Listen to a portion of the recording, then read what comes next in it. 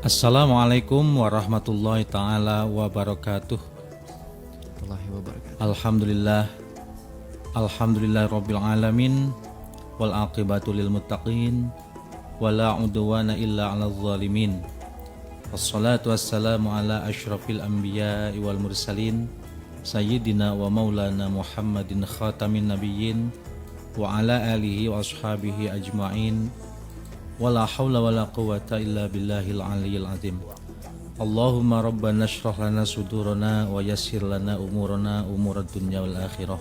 Amma ba'du. Kaum muslimin dan muslimat rahimakumullah, para pendengar siaran jamaah Jamuan Islamiyah Bas Radio Tulang Bawang Lampung. Marilah kita bersama-sama memanjatkan puja dan puji serta syukur kita kepada Allah Subhanahu wa taala, Tuhan yang Maha Pengasih lagi Maha Penyayang, yang selalu memberikan nikmat, anugerah dan karunia kepada kita semuanya, sehingga patutlah, pantaslah bagi manusia yang telah diciptakan oleh Allah SWT bersyukur kepadanya. Bagi umat Islam diantaranya yaitu banyak-banyak mengucapkan Alhamdulillahirabbil alamin. Sholawat beriring salam semoga dilimpahkan kepada Nabi besar Muhammad sallallahu alaihi wasallam, juga para keluarganya, para sahabatnya, umatnya hingga akhir zaman.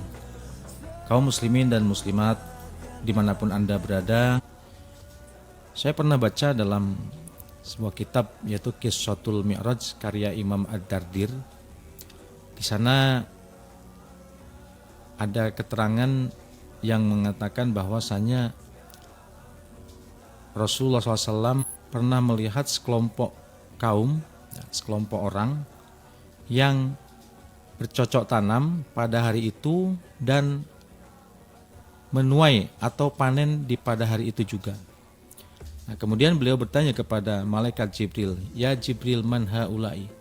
Siapakah orang-orang yang demikian itu? Apa artinya? Apa arti maksud daripada perbuatan tersebut? Maka malaikat Jibril menjawab, itu adalah orang-orang yang berbuat kebajikan di jalan Allah Subhanahu wa taala. Wa kullu hasanatin tudha'afu bi asyri amsalihha ila sab'i mi'ati ad'afin. Orang yang berbuat baik satu kali itu akan dibalas menjadi 10 kali. Bahkan bisa juga berlipat menjadi 700 kali. Bahkan lagi wallahu yudha'ifu liman yasha, tidak hanya sampai 700 kali lipat, tapi melainkan dilipat-lipatkan lagi sesuai dengan kemauan atau kehendak Allah Subhanahu wa taala. Jamaah kaum muslimin rahimakumullah. Satu contoh misalnya orang bersedekah, mengeluarkan sebagian harta dengan 1 rupiah, maka kebaikan yang akan dia dapatkan atau ganjaran yang akan dia peroleh sesuai dengan janji Allah Subhanahu wa taala adalah kelipatan 10. Kemudian apabila dia selalu beristiqomah dalam melakukan kebaikan satu demi satu, yang diganjar atau dilipatkan pahalanya menjadi 10, maka tambah senangnya Allah Subhanahu wa taala sehingga dilipatkan lagi pahalanya menjadi 700 kali lipat. Kalau dia sudah istiqomah dan tambah istiqomah hingga akhir hayatnya, maka keistiqomahan itu dihargai lagi oleh Allah SWT dengan tanpa batasan. Maka sesungguhnya pahala Allah itu tidak akan terputus-putus bagi orang-orang yang selalu istiqomah dalam berbuat kebajikan. Gambaran orang yang bersedekah digambarkan pula dalam Al-Quran, "Matsalul ladzina yunfiquna amwalahum fi sabilillahi kamatsali habbatin ambatat sab'a sanabila fi kulli sumbulatin mi'atu habbah wallahu yudha'ifu liman yasha wallahu ala kulli syai'in qadir wallahu alam bishawab." Bahwasanya perumpamaan orang-orang yang berbuat kebajikan, mensedekahkan hartanya, itu adalah ibarat orang yang menanam satu biji biji buah-buahan, misalkan katakanlah contoh kita yang mudah saja menanam biji pohon jeruk, biji jeruk. Kemudian ambatat sab'a sanabila, dari satu biji itu kemudian tumbuh menjadi pohon dan pohonnya bercabang-cabang, bertangkai sebanyak 7 cabang. Kemudian fi kulli sumbulatin mi'atu habbah. Dari setiap cabang-cabang itu per satu cabangnya keluarlah 100 buah. 100 buah jeruk per satu cabang, berarti jumlahnya 700 buah jeruk dari satu biji jeruk. Nah, kemudian wallahu yudha'ifu liman yasha, itu gambaran panen pertama. Apabila itu dipupuk terus pohonnya, maka nanti akan berbuah lagi. Nah, akan tambah mengagung gitu bahasa kitanya. Tambah banyak lagi, tambah banyak. Itulah gambaran orang yang berbuat baik.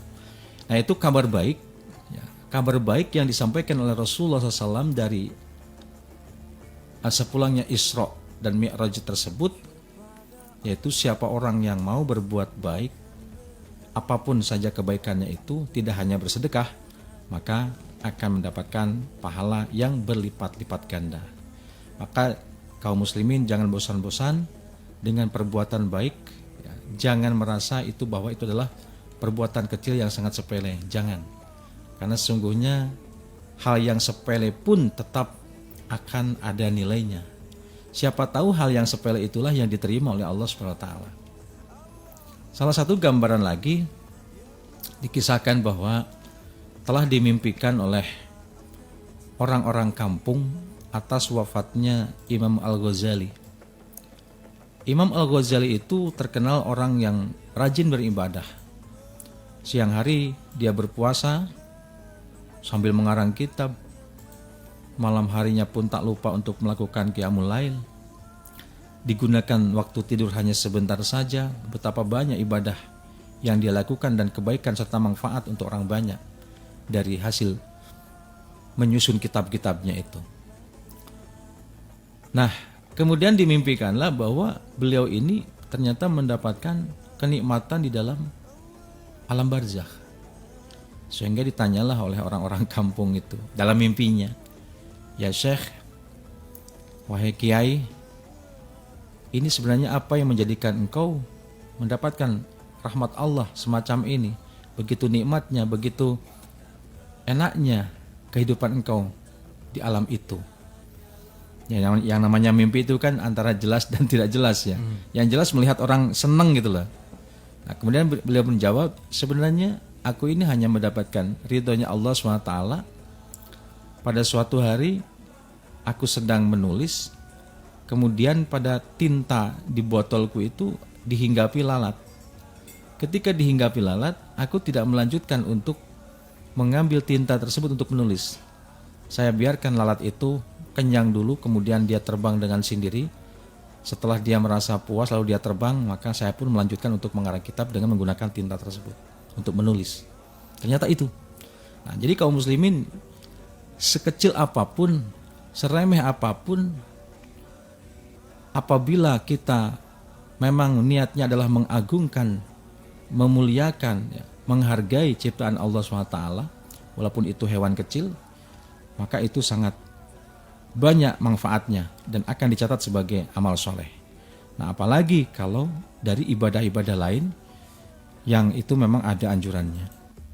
Kaum muslimin dan muslimat rahimakumullah. Kemudian pada contoh berikutnya adalah ketika Rasulullah SAW melihat satu kaum, sebuah kelompok manusia yang ternyata kepala mereka itu dipukul, dipecah ya, dipalu gitu, sampai pecah kepalanya itu hancur.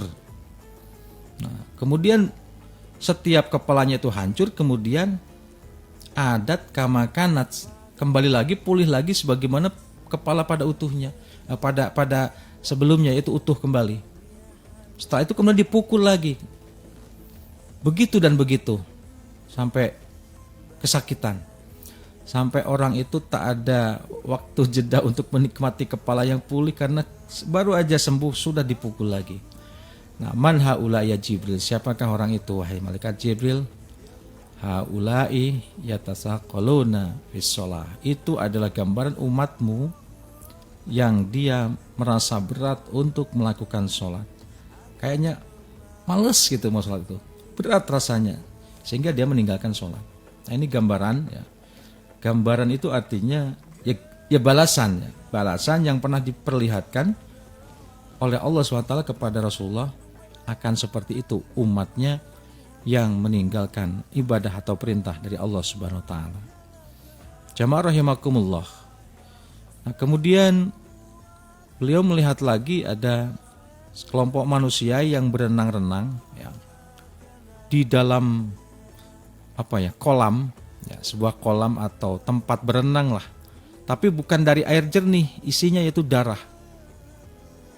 Berenang di kolam darah, kemudian dia dilempari dengan batu. Sehingga dia berteriak-teriak, menjerit-jerit kesakitan. Dari mata, telinga, mulutnya, dan dari duburnya keluar darah. Saking merasakan siksaan yang sangat berat seperti itu. Nah, kemudian Rasulullah bertanya, "Wahai malaikat Jibril, siapakah orang itu? Kok seperti itu?" Malaikat Jibril menjawab, "Haula'i min ummatik." Itu adalah dari umatmu juga. Yaitu orang-orang yang memakan harta dari hasil riba. Nah, jamaah rahimakumullah, hati-hati dengan riba ya. Riba itu artinya harta yang lebih dari harta yang halal. Nah, lebihnya itu kemudian dihasilkan dari hasil yang tidak syar'i ya. Dari hasil yang haram. Nah, sehingga kelebihannya itu menjadi harta riba. Seperti orang yang meminjamkan uang 1 juta kemudian harus dikembalikan dengan lebihnya sekian, maka lebihnya itulah yang menjadi riba. Nah, orang-orang pemakan riba itu gambarannya seperti itu. Na'udzubillah summa na'udzubillah min dzalik. Jamaah rahimakumullah, ada lagi melihat orang yang mengikat kayu bakar ya, mengikat kayu bakar yang isi kayu bakar itu banyak, kemudian diangkat dia merasa berat, dipaksakan lagi, begitu nyampe ke atas baru saja melangkah 1 langkah 2 langkah merasa berat, kemudian dibantinglah ikatan kayu bakar tersebut, banting, talinya pecah, kemudian bukannya dikurangi saudara, tapi malah ditambahi lagi, ikat lagi, angkat lagi ke atas, tambah nggak kuat, dibanting lagi. Setelah nyampe bawah, bukannya dikurangi lagi, tapi malah ditambahin lagi. Menyiksa diri itu namanya. Nah, man haula'i ya Jibril, haula'i min ummatik la yu'addu amanatahum. Jadi mereka itulah dari golongan umatmu yang mereka itu diberikan amanah, diberikan titipan atau jabatan atau apapun yang namanya titipan, sekecil apapun itu, kemudian dia tidak bisa menjaga dan merawat, memelihara amanat yang diberikan oleh orang lain kepadanya. Sehingga amanah yang satu belum terlaksanakan, dia sudah menambah lagi amanat yang lain yang sama-sama tidak bisa dilaksanakan. Hati-hati dengan amanat. Kalau sanggup, bilang sanggup, tapi tanggung jawab harus dilaksanakan. Kalau tidak sanggup, bilang saja menolak, jangan terima amanah itu. Kalau orang memaksa, jawab saja, insya Allah akan saya kerjakan semampu saya. Jika saya dinilai tidak pas, tidak bisa dan tidak mampu, maka tolong hentikan saya. Nah, itu sepertinya orang yang seperti itu namanya jujur ya, per-peran. Nah, supaya apa? Supaya kita tidak mendapatkan siksaan seperti itu. Jadi Allah Subhanahu wa taala memerintahkan kepada manusia antu adul amanati ila ahliha. Jadi hendaklah manusia itu selalu melaksanakan amanah kepercayaan yang dititipkan oleh orang ya, kepada siapa? Kepada siapa saja, ya, baik keluarganya maupun masyarakatnya, rakyatnya, warganya, itu adalah semuanya amanah, termasuk jabatan. Nah, berikutnya jamaah rahimakumullah, bahwa Rasulullah sallallahu alaihi wasallam pernah melihat juga ada sekelompok kaum yang lidahnya dan bibirnya digunting ya, digunting dengan gunting yang panas yang terbuat dari besi atau baja di dalam neraka yang sudah dibakar bertahun-tahun. Setelahnya digunting, kemudian lidah itu menjulur lagi, bibirnya pun pulih lagi, kemudian baru saja pulih digunting lagi dan digunting lagi. Siapakah itu wahai malaikat Jibril? Mereka adalah orang-orang penyebar fitnah, orang-orang penyebar hoaks, orang-orang pendusta, orang-orang yang selalu mengada-ngada, yang kabarnya sebenarnya tidak begitu, kemudian dipelintir, diplesetin menjadi kabar yang supaya lebih menarik dan orang banyak pemirsanya, penontonnya, pembacanya, sehingga orang menjadi percaya dengan ucapannya, padahal sebenarnya itu adalah hoax, tidak benar. Nah, ini akibat dari orang-orang yang penyebar hoax atau penyebar fitnah ini akan dijadikan balasannya yaitu digunting lidahnya dan digunting bibirnya. Jamaah rahimakumullah, itulah gambaran Rasulullah SAW yang telah melaksanakan Isra dan Mi'raj.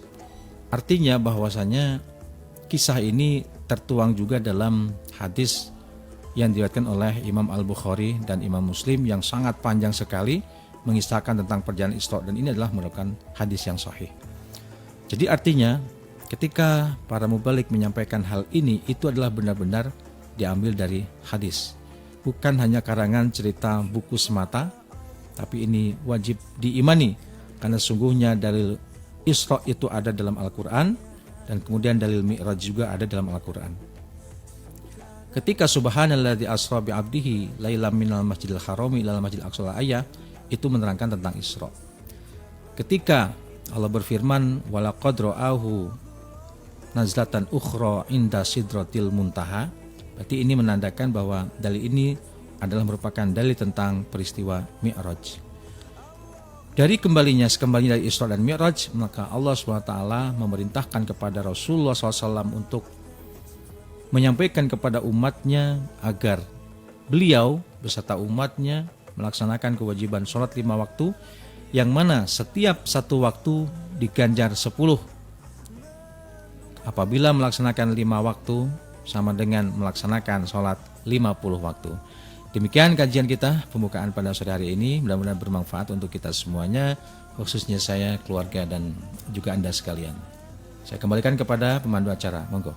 Baik, kerabat Bas Radio dimanapun Anda untuk sore kali ini sudah kita simak untuk pembuka kita di program acara Jamaah Sore Jamuan Islamiyah Sore. Seperti biasa sore kali ini kerabat Anda bisa bergabung bersama dengan kami melalui line telepon di 082280080004. Kita akan langsung buka saja penelpon kita. Assalamualaikum warahmatullahi wabarakatuh. Iya, selamat sore Bapak, dengan Bapak siapa Pak? Oh iya, Pak D, silakan Pak D Jari atau Bapak Jari dari Lampung Tengah. Ada yang ingin ditanyakan langsung Pak kepada Pak Ustadz. Monggo Pak D. Waalaikumsalam warahmatullahi wabarakatuh. Pak D nggak pernah telepon nih kayaknya, nggak pernah ikutan. Maklum, munculnya seminggu sekali.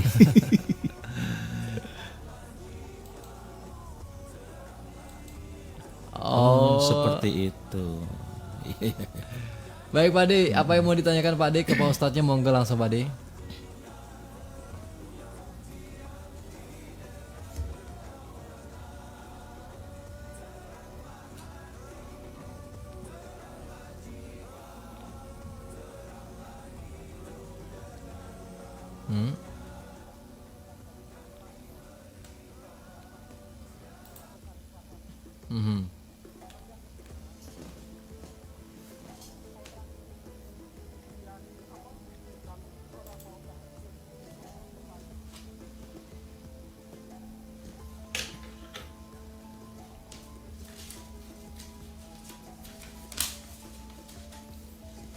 Waalaikumsalam warahmatullahi wabarakatuh. Pak D Jari. Jadi untuk puasa Rajab itu yang penting ada di bulan Rajab. Mau di tanggal berapa, mau di hari apa, kalau diniatkan puasa Rajab itu tidak mengapa. Walaupun ada larangan yang bersifatnya hukumnya makruh untuk melaksanakan puasa di hari Jumat. Jadi puasa khusus di hari Jumat itu memang makruh. Tapi kalau misalnya tanggal 1 Rajab itu jatuhnya dari Jumat, kita niatkan puasa Rajab bukan puasa Jumat, puasa Rajab, maka itu tidak mengapa. Tidak keburu di tanggal 1 ya tanggal 2, tanggal 2 nggak keburu ya tanggal 3, tanggal manapun, di hari apapun, sempatnya berapapun, tidak ditentukan harus berapa hari, itu silahkan saja semampunya. Mau 1 bulan pun silahkan, ya. Tapi kalau bisa jangan, karena jangan menyiksa diri dengan berpuasa 1 bulan, apalagi 2 bulan. Kenapa? Karena di berikutnya lagi ada Ramadan, sehingga jangan sampai gara-gara berpuasa 1 bulan full sehingga Ramadan menjadi kelelahan, kehabisan tenaga. Jangan. Ini jangan dilakukan. Kecuali bagi orang-orang yang memang sudah niat dari awal-awal mau melaksanakan puasa 3 bulan. Itu nggak mengapa ya. Nggak mengapa itu.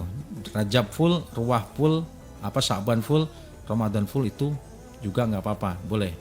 Tapi kalau tidak kuat jangan dipaksakan. Carilah hari yang menurut jenengan enak dipakai untuk puasa. Kira-kira ikhlasnya dari itu, di hari mana saja, tanggal mana saja, yang penting ada dalam bulan Rajab, silakan, boleh-boleh saja.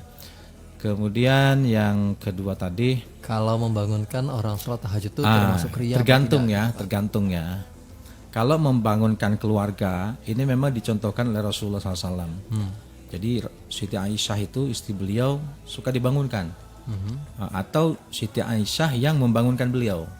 Nah, atau misalnya kita punya sebuah komunitas ya, komunitas memang di situ bukan komunitas ya, kita punya berkawan gitu kan, berkawan, bersahabat yang sama-sama saling menasehati dalam kebaikan, saling mengajar dalam kebaikan, sehingga karena sama-sama ingin menjadi orang yang beribadah, akhirnya dia pesan sama kita, tolong ya setiap saya dibangunkan begitu, saya dibangunkan, atau ditelepon.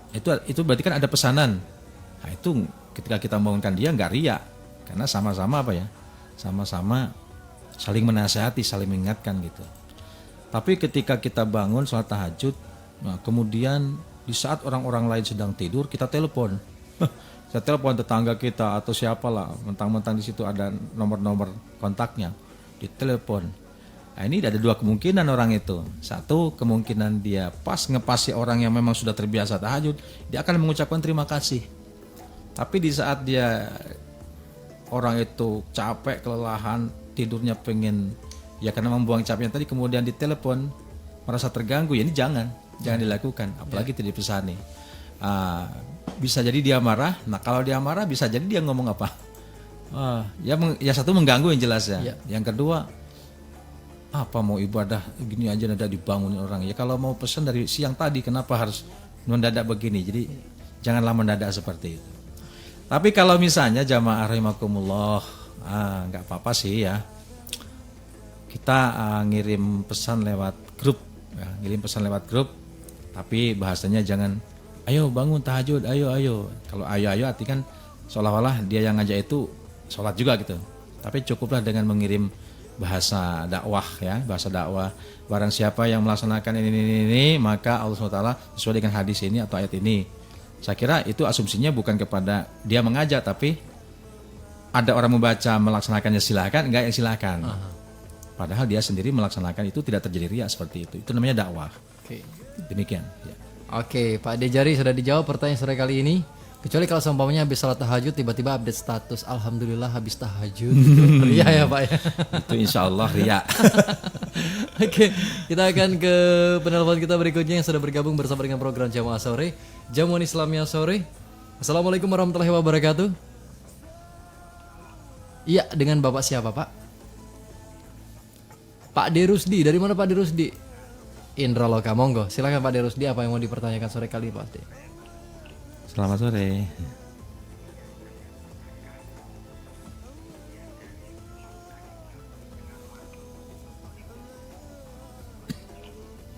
Ya. Maksudnya gimana Pak? Waalaikumsalam warahmatullahi wabarakatuh. Umat Kanjeng Nabi sama makhluk Allah apa ada perbedaan Pak? Seperti sama saja Pak. Iya, saya jelaskan. Oke. Jadi makhluk itu berasal dari kata kholaqo menciptakan, yakhluqu sedang menciptakan, kholkon, sebuah penciptaan, kholikun atau kholik, Allah yang maha pencipta, makhlukun atau makhluk yang diciptakan. Jadi semua selain Allah namanya makhluk. Sekali lagi, selain Allah namanya makhluk. Apapun itu namanya, selain Allah namanya makhluk, termasuk nabi, malaikat, setan, manusia, rumput, binatang, matahari, rembulan, semuanya adalah makhluk. Oke, sekarang umat. Apa itu umat? Umat itu adalah orang yang hidup sezaman dengan seorang nabi, namanya umat. Orang yang hidup sezaman dengan Nabi Adam, ya namanya umat Nabi Adam. Orang yang hidup sezaman dengan Nabi Isa, namanya umat Nabi Isa. Orang yang hidup sezaman dengan Nabi Muhammad SAW, itu namanya umat Rasulullah SAW.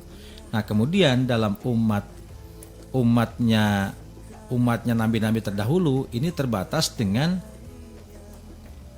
umurnya nabi tersebut. Ya, terbatas dengan umurnya nabi tersebut. Misalnya, ketika Nabi Yakub misalnya, Nabi Yakub alaihissalam masih berada di bumi atau maksudnya masih hidup gitu. Nah, dia punya umat, berarti namanya umat Nabi Yakub. Setelah Nabi Yakub wafat, nah ada penerus nabi berikutnya pada anaknya, misalnya siapa? Nah, siapalah keturunannya Nabi Yakub, atau diganti dengan nabi lain, maka umat tersebut berpindah menjadi umatnya nabi yang lainnya. Nah, kemudian kalau umatnya Nabi Muhammad SAW, nah ini sepanjang zaman, ya, dari mulai Rasulullah menerima wahyu, menyebarkan agama, itulah umat, mulai dari kalangan para sahabat, kemudian Rasulullahnya meninggal, sahabat masih ada, tetap umatnya, sahabat disebutkan umat. Sahabat udah nggak ada, adanya golongan tabiin, tabiin juga umat. Tabiin nggak ada, adanya atba'ut tabiin, itu juga umat. Atba'ut tabiin sudah nggak ada, karena diganti dengan para wali, para ulama, itu juga umat. Nah, sekarang ini kita disebut dengan umat akhir zaman dari umatnya Rasulullah SAW. Baik, kerabat, dimanapun Anda untuk sore kali ini masih bergabung bersama dengan program Jamaah Sore, Jamuan Islamiyah Sore. Tetap stay tune bersama dengan kami di segmen terakhir kita. Saat ini Anda masih mendengarkan Jamaah Sore, Jamuan Islamiyah Sore. Jamuan Islamiyah Sore dipersembahkan oleh Bas Radio, bintangnya FM Lampung. Kerabat Bas Radio, dimanapun Anda untuk sore kali ini, berikut segmen terakhir kita bersama dengan program Jamaah Sore, Jamuan Islamiyah Sore. Pak Ustadz Asep Zainal Mutakin. Pak, silakan apa yang bisa dijadikan sebagai penutup untuk kajian kita sore kali ini, terutama di bulan Rajab ini, Pak Ustadz. Ya, terakhir yang akan saya sampaikan, kalau tadi yang pahit-pahit, sekarang yang manis. Ya. Mudah-mudahan dengan yang manis ini kita tambah semangat untuk ibadah. Amin. Bahwasanya Rasulullah SAW ketika dalam Isra Mi'raj bertemu dengan Nabi Ibrahim alaihissalam. Kemudian kata Nabi Ibrahim begini, perintahkanlah kepada umatmu untuk menanam tanaman surga. Kata Rasulullah, apa itu tanaman surga? Tanaman surga itu begini, perintahkan kepada umatmu agar menanam tanaman surga, karena sesungguhnya surga itu tanahnya bagus, tanahnya subur, buahnya pun cepat panen dan hasilnya lumayan melimpah. Lalu bertanya Rasulullah, apakah tanaman surga itu? Maka mur ummataka biqauli subhanallah walhamdulillah wala ilaha illallah wallahu akbar wala haula wala quwata illa billahil aliyil azim. Perbanyaklah membaca itu, karena sesungguhnya setiap orang membaca itu maka jadilah tanaman buah-buahan di dalam surga. Dan setiap hari orang mengucapkan seperti itu, maka semakin lebar kebun yang dia miliki, semakin lebar, walaupun bukan untuk dijual, tapi karena surga ini adalah merupakan kehidupan untuk bersenang-senang. Jadi silahkanlah menanam dari sekarang, mudah-mudahan nanti bisa dipanen. Amin. Di hari yaumil akhir. Billahi taufiq wal hidayah. Wassalamualaikum warahmatullahi wabarakatuh. Waalaikumsalam warahmatullahi wabarakatuh. Baik, kerabat Bas Radio, dimanapun Anda untuk sore kali ini, demikian kajian kita bersama dengan program Jamaah Sore, Jamuan Islamiyah Sore. Tetap bergabung bersama dengan kami sampai dengan putaran pukul 18 waktu Indonesia bagian Barat. Saat ini Anda masih mendengarkan Jamaah Sore, Jamuan Islamiyah Sore. Jamuan Islamiyah Sore dipersembahkan oleh Bas Radio, bintangnya FM Lampung. Berikhtiar atau berusaha adalah sebuah cara bagi kita untuk mengobati berbagai macam penyakit yang diderita. Seperti contohnya, salah satu pengguna X Natural Pro berikut ini yang merasakan kesembuhan luar biasa setelah menggunakan X Natural Pro.